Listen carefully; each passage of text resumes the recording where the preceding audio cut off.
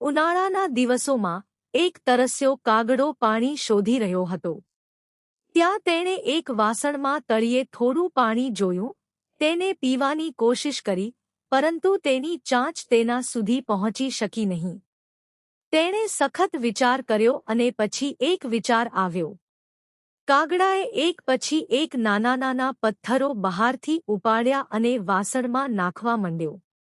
ધીમે ધીમે પાણી ટોચ પર વધ્યું અને કાગડો ખુશીથી પી ગયો.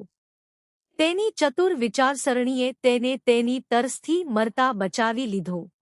વાર્તાની નૈતિકતા: જ્યારે આપણે કોઈપણ બાબતે ખૂબ વિચાર કરીએ છીએ, ત્યારે આપણે કોઈપણ મોટી સમસ્યાઓ હલ કરી શકીએ છીએ. ગુજરાતી બાળવાર્તાના વિડિયો જોવા માટે નિલેશ એચ. બારૈયાની ચેનલને સબસ્ક્રાઇબ કરો, લાઇક કરો, શેર કરો. આભાર.